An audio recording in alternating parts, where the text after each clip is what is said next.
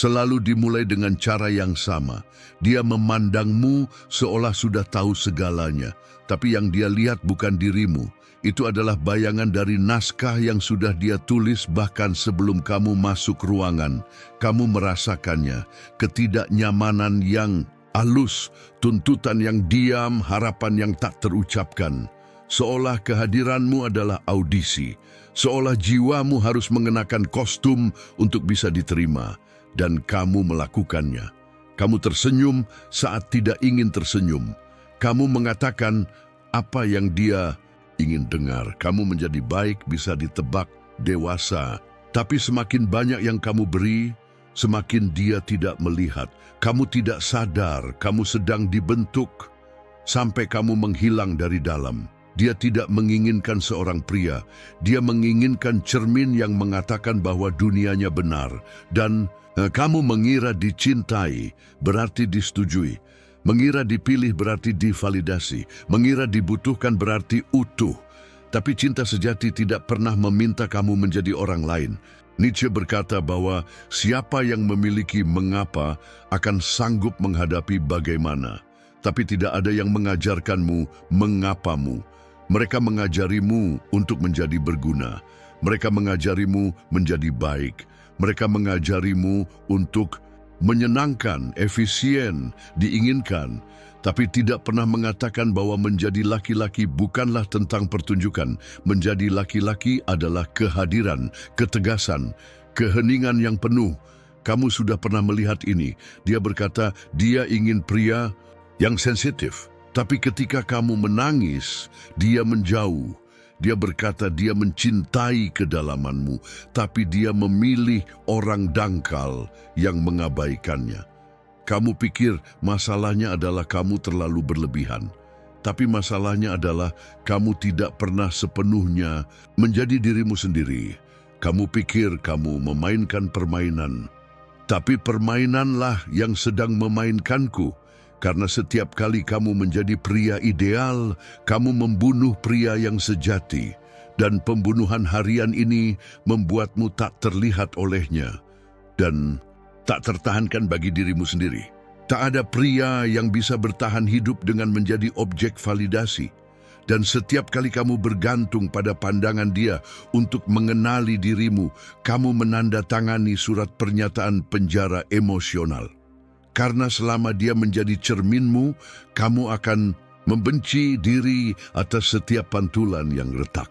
Kamu akan mengemis validasi di tempat di mana seharusnya kamu tinggal. Tapi ada titik pecah. Suatu hari kamu bangun dan sadar bahwa kamu lelah. Bukan lelah secara fisik, tapi lelah secara jiwa. Selalu menyenangkan, selalu mengalah, tak pernah merasa utuh, bahkan ketika merasa benar. Dan disitulah pekerjaan sejati dimulai. Kamu berhenti menjadi reaktif dan mulai menjadi nyata. Kamu berhenti bertanya, apa yang dia mau dariku? Dan mulai bertanya, apa yang aku mau dari diriku sendiri? Di titik ini, pria-pria mulai terbangun. Tapi tak semua berani tetap terjaga, karena kesadaran itu sunyi. Itu adalah keheningan setelah pertunjukan berakhir. Itu menyadari bahwa tak ada yang akan bertepuk tangan karena kamu kembali pada dirimu. Itu menyaksikan banyak yang akan membencimu karena meninggalkan panggung. Tapi itu juga momen di mana kamu bernapas tanpa topeng dan merasa hidup. Tak ada pria yang bisa bertahan hidup dengan menjadi objek validasi. Dan setiap kali kamu bergantung pada pandangan dia untuk mengenali dirimu, kamu menandatangani surat pernyataan penjara emosional. Karena selama dia menjadi cerminmu, kamu tidak kejam karena berkata tidak. Kamu tidak toksik karena memprioritaskan diri sendiri. Kamu tidak egois karena tidak ingin jadi penyangga emosional siapapun. Kamu adalah pria yang sedang membangun kembali dirinya. Dan pria yang sedang membangun kembali terlihat berbahaya. Karena mereka tak bisa lagi dimanipulasi dengan kasih sayang. Femininitas yang sehat tidak ingin membentukmu. Dia ingin menemukanmu. Tapi femininitas yang terluka akan mencoba menguasaimu, membuatmu menari mengikuti musik emosionalnya. Dan kamu akan mengira itu cinta, tapi itu pengendalian. Dan kamu sudah menari cukup lama. Ketika kamu berhenti mengejar persetujuan, kamu akan mulai menarik apa yang tidak butuh pertunjukanmu. Kamu akan melihat di matanya bukan lagi kelaparan ilusi, tapi kehadiran yang mengenali esensimu. Dan kamu tak perlu lagi membuktikan apapun, karena dirimu sudah cukup tanpa hiasan. Dan ketika dia datang tanpa topeng. Dia tidak akan berkata, "Kamu adalah semua yang aku impikan." Dia akan berkata, "Aku melihatmu."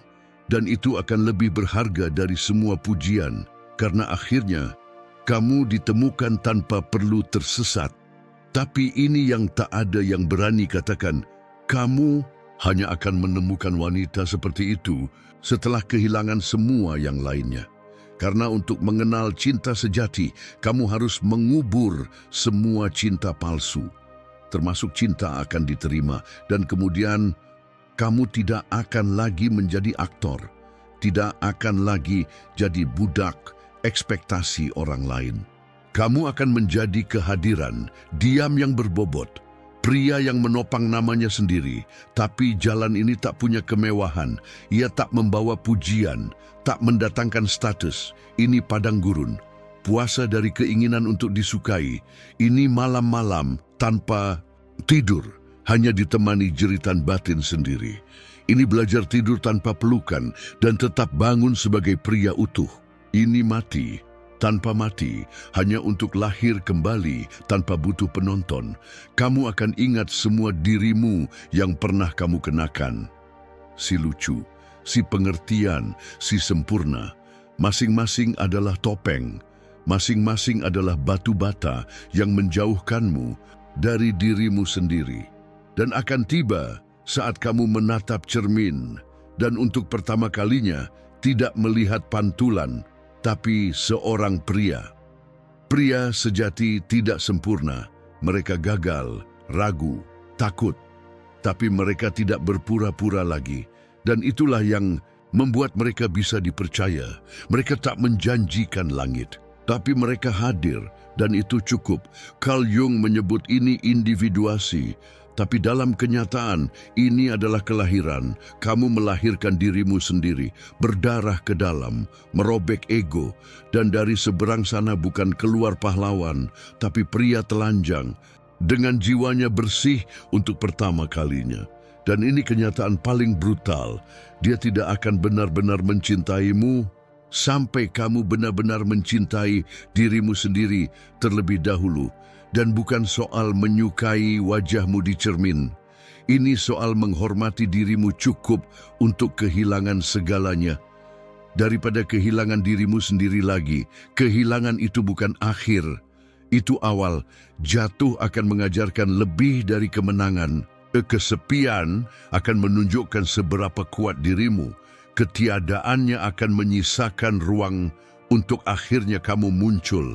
Kamu tak perlu jadi segalanya untuk siapapun. Kamu hanya perlu utuh untuk dirimu sendiri. Dan itu langka, begitu langka hingga saat kamu menjadi itu, kamu jadi magnet. Bukan karena kekurangan, tapi karena kelimpahan. Wanita yang tepat akan merasakannya. Dia tidak datang untuk diselamatkan. Dia datang dengan tangan bersih dan jiwa yang sadar. Dia tidak ingin ksatria.